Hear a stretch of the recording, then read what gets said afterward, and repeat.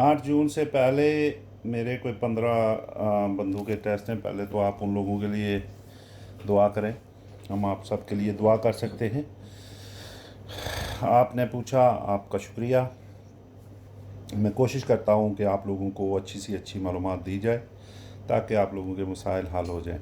देखें, सबसे पहली बात है कि आपका टेस्ट, आपकी ड्राइविंग, आपके मसाइल, आपका फ्यूचर,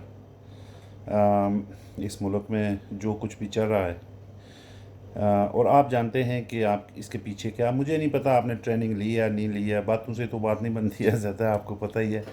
लेकिन फिर भी मेरी बातें असर करती हैं, मुझे पता है इन चीज़ों का। आप लोगों का शुक्रिया।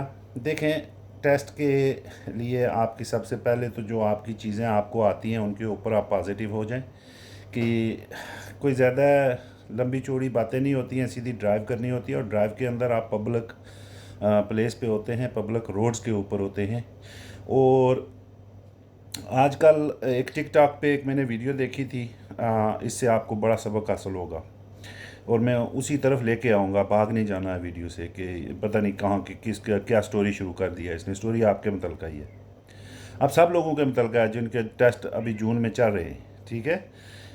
और मेरे भी बेशुमार हैं, 10-15 टेस्ट हैं, मैं बता चुका हूँ।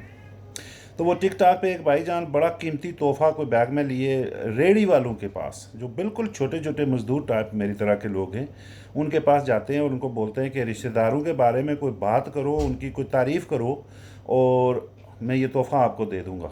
तो मैं नोटिस करता रहा कि वो रेडी वालों बेचारे, कभी कभी ऐसे दिल में आ जाता है नहीं यार, तोहफा कुछ चीज़ तो देख लो है क्या है, तो उसके मुताबिक चलो 1 सेकंड की बात है, कह देंगे कुछ ना कुछ। तो वो 3-4 जो मैंने देखी, वो रेडी वालों ने तोहफे की तरफ एक नज़र भी नहीं लगाई, तोहफे की तरफ एक नज़र भी नहीं लगाई। और टर्न द लाइट ऑन, तो तोहफे की तरफ एक नज़र भी नहीं लगाई और उन्होंने कहा जी सॉरी। कहने का मतलब ये है सर कि आपका कोई मामा नहीं लगता होता है, ना कोई इस तरह की कोई चीज़ होती है। आप अपना कॉन्फिडेंस बरहाल रख के, वो जो जहाँ पे जाते हैं आप, जहाँ जाके आप टेस्ट देते हैं, वो आपके मामे नहीं लगते होते, ना किसी के कोई रिश्तेदार है, ना उन्होंने कोई रिश्तेदारी करनी है। आप अपने काम की तरफ ध्यान दिया करें। ड्राइविंग जो सेफ़ करनी होती है उसकी वजह यही होती है कि आप लोगों ने वहाँ बैठ के, जो ये मेरी वीडियो उन लोगों के लिए है जो मम्मी डैडी नहीं हैं, जो बे पापा हैं, अब्बा है, अम्मी जी हैं, अब्बा जी हैं, जो मम्मी डैडी हैं ना। मम्मी डैडी हम किन लोगों को बोलते हैं यहाँ पे आपको पता है, ठीक है। कि जिनको ये थोड़ी सी बात कोई टोकने वाली हो ना, टोक के बंदा उसको बताए कि नहीं ऐसे नहीं, ऐसे ऐसे नहीं, ऐसे तो मैं वो हूँ, मैं ड्राइविंग में वो करता हूँ, क्योंकि मुझे पता है कि इसके अंदर ख़तरात कितने हैं। जो देखने वाले होते हैं ना, वो कभी कभी वो कहते हैं नहीं नहीं नहीं जी बड़ा सख्त है रवैया, थोड़ा बड़ा परेशान कर रहे हैं ये हो रहा। जब उसकी टांग टूट जाएगी, जब वो गाड़ी ठोक देगा, जब वो मर जाएगा। अभी ये पिछले दिनों इधर हमारे इलाके में लीड्स में एक बच्चा 17 साल का गाड़ी के नीचे आया और मर गया। हमें ये मालूमात फ़ौरन आती है कि आप लोगों को सिखा रहे हो, हमारे ऊपर बहुत सारी जिम्मेदारियाँ होती हैं। आप ये ना समझें कि हम सिर्फ ड्राइविंग इंस्ट्रक्टर हैं, हर रिपोर्ट हमारे पास फ़ौरन आ जाती है कि देख लो भाई, ठीक है। तो वो बच्चा 17 साल का मर गया।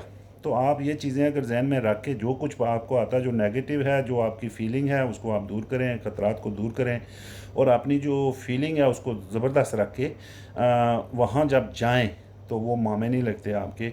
बैठ के आराम से उनकी बातें सुने पहले, अगर नहीं भी समझ आती तो आगे खड़े हो जाएं, खड़े होकर उनसे पूछें कि भाई नहीं समझ आ रही है, ज़बान दूसरी है, नहीं समझ है, नहीं समझ है, ठीक है।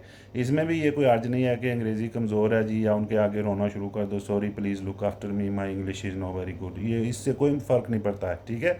अगर इंग्लिश वेरी गुड नहीं है तो दोबारा पूछो, लेकिन इसमें अंग्रेज़ी सुननी नहीं, उन्होंने ना सुनानी है, आपकी ड्राइव देखनी है। जो मनूवर कहें, जो आपको चलाने का कहें, आप इसमें यह भी जहन में रखो। आखिर में मैं ये आपको सबको ये हिदायत दे के जा रहा हूँ, मुझे नहीं पता है कि आप लोग इससे क्या फ़ील लेते हो, लेकिन मैं अपने वालदा को जब गाड़ी में बिठाता था ना, तो कभी कभी कोई ऐसा जंप या कोई इस तरह की चीज़ आ जाती थी, तो मैं स्टीयरिंग से एक था हाथ उठा के ऐसे सीट पे ऊपर कर लेता था कि मेरी माँ को आगे झटका ना लगे। मेरी माँ को आगे झटका ना लगे, मैं हाथ आगे रख लेता था ऐसे बाजू। तो कहने का मतलब यह है कि आप अगर ये जहन में रख के चलाओ कि मेरे साथ मेरे कोई अज़ीज़ ऐसे बैठे हुए हैं जिनको इस तरह के झटके अच्छे नहीं लगते हैं, या कोई ऐसी बेवकूफ़ी वाली बातें, या आप लोग अगर पढ़े लिखे हैं, सारे पढ़े लिखे हैं, तो स्कूल में जब हम जाते थे ना, तो कोई कोई मास्टर ऐसे होते थे कि जो कोई सबक शबक ना आए ना, तो उनके आगे बस ऐसे कोई करना शुरू कर देते थे। तो वो बोलते सीधा खड़ा हो, फौजी फौजी कानून, ठीक है, स्टैंड बाय। तो वो आप रह के अपना काम करें, अपने अंदर हिम्मत डाल के, तो इंशाल्लाह आप पास हो जाएंगे। कोई इसमें कोई बड़ी कोई बात नहीं है। पाकिस्तान के लोग जो हैं ड्राइविंग के लिहाज से मैं जानता हूँ कि बहुत माहिर हैं। वहाँ की हमारी ड्राइविंग इस तरह की है। सो इसलिए आप मम्मी डैडी बन के अगर गाड़ी चलाएंगे तो फिर वो मम्मी डैडी की तरह 5-6 बार जाना पड़ेगा। अगर इन बातों को ज़बरदस्ती से ले लें, बैठ जाएं, तो आपका फ्यूचर संभल जाएगा, आप दूसरी तीसरी बार नहीं जाएंगे। और जो जो बातें वो कहें उनको डंके की चोट पे लो, जो आराम से अपनी वो कह दिया उन्होंने आपसे, अगर हो सकता है तो वो करें। कभी कभी तो हम अल्लाह की बात नहीं मानते हैं, नमाज उसने 5 वक्त का कहा है, हम नहीं पढ़ते हैं ना।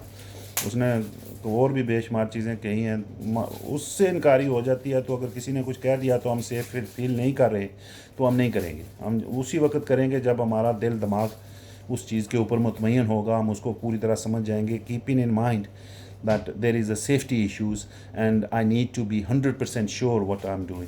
So जब तक आप 100% श्योर नहीं हैं ड्राइविंग के अंदर, should not do anything. So hope this helps, and अगर फिर भी आपको किसी चीज़ की ज़रूरत पड़ती है तो बताएं, भाई हाज़िर है, मैं आपको गाइड करूँगा। आप लोग लाइक करो वीडियो, अगर पसंद आती हैं तो इनको शेयर करो, और फॉलो भी करो, लोगों के अंदर भी अल्फाज थोड़े फैलाओ, ताकि हमारी भी हेल्प हो। शुक्रिया।